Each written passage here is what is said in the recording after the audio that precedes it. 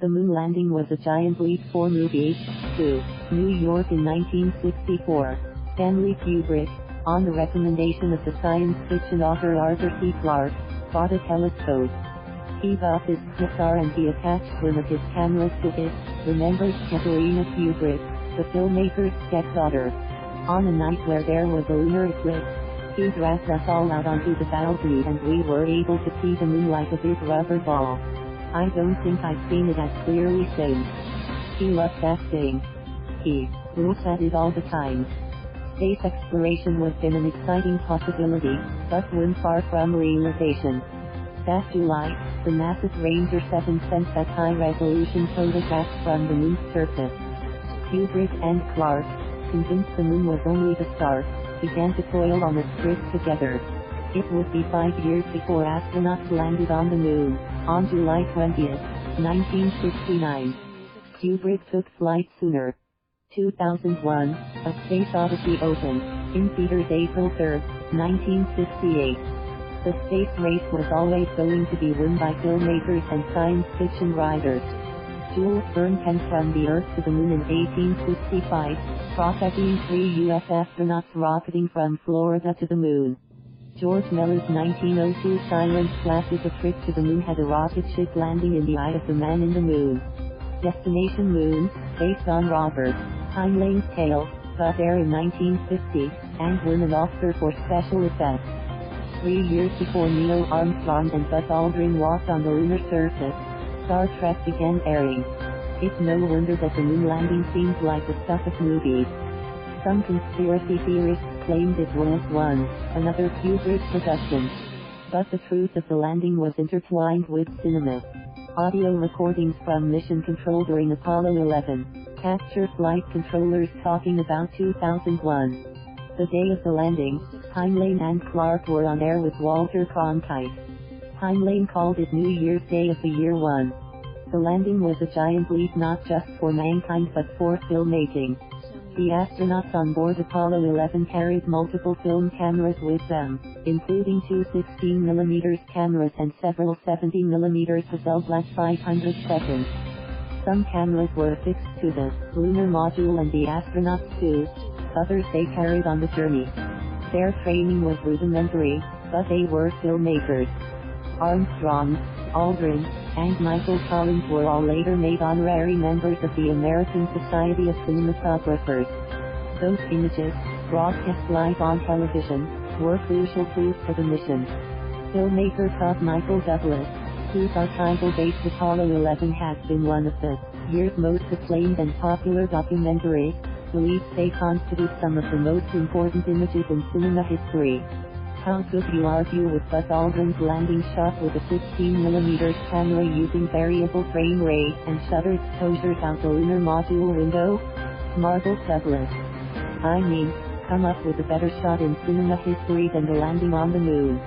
And likewise, Michael Collins in the command module, seeing the lunar module come off the surface of the moon. They're incredible shots on their own and they are also technically astute. The possibility of traveling to the moon has long invigorated the dreams of storytellers. But the realization of that vision, and the images it produced, opened up entirely new horizons.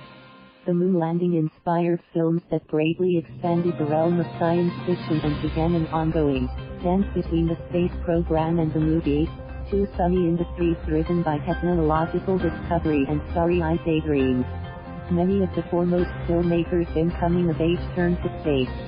George Lucas debuted Star Wars in 1977, the same year Steven Spielberg released Close Encounters of the Third Kind. Ridley Scott's Alien, suggesting a less harmonious universe, came out 2 years later. Science fiction runs on its own parallel timeline. It resides beyond contemporary reality while at the same time being informed by it. It's built on future dreams past. Lucas was inspired by the 1936 serial Flash Gordon. Spielberg, who later made Kubrick's Eye, referred to 2001, not the moon landing, as the generous Big Bang. But, unmistakably, a new frontier opened when Apollo 11 landed. Philip Kaufman purposefully began his 1983 Oscar-winning epic The Right Stuff, based on Tom Wolfe's book about the daring test pilots of the space program's early days, with Chuck Yeager, Sam Shepard, on a horseback. The right stuff is right from the beginning a continuation of the Western, Kaufman said. The hero of The Right Stuff is a spirit. It's called The Right Stuff and it's something that's ineffable. It's the ultimate modesty in a way. It's in the great laconic characters of the Western. You don't brag. You do your task in the best way possible. And maybe, as in The Searchers or Shane, you walk away at the end. The extraordinary height of achievement of the moon landing has ever since been a measuring stick for America. The partisan reception to last year's First Man, with Ryan Gosling as Armstrong, was its own reflection of the country's present. Kaufman, 82, imagines an ongoing search for the right stuff. How do we refresh that sense of adventure? He wondered, citing the touristy lines on Mount Everest. How do we memorialize the landing on the moon not just with parades and self-congratulations but a sense of reverence for the greatness of the people who did it? Ever since the moon landing made fantasy real, a strain of science fiction has ridden scientific accuracy for big screen spectacles. Ridley Scott's The Martian, 2015, and Christopher Nolan's Interstellar, 2014, took physics-based approaches to tell reasonably plausible tales of space travel, with scientists as consultants. NASA helped extensively on Ron Howard's Oscar-winning Apollo 13, 1995. Weightless scenes were filmed 25 seconds at a time on NASA's 135 plane, in momentary zero gravity. Margaret Wheaton, curator of space and science fiction history at the Smithsonian's National Air and Space Museum, sees a reciprocal relationship between filmmakers and scientists, with ideas flowing between the two often to the benefit of NASA. When you see films in the post-Apollo era that really capture the spirit and triumph and the glory of human space flight, like The Right Stuff and Apollo 13, single quote, you see a direct increase in approval ratings for NASA and human space flight, Wheaton said. After The Martian, NASA had one of the largest recruiting application tools that they've ever had for the astronaut program. A lot of science fiction films are about conquest, Dennis said. In that way, that huge universe, there's not many things to fight, unless you do Star Wars and there's an alien living there. As has been often said, we went to the moon and ended up seeing the Earth more clearly.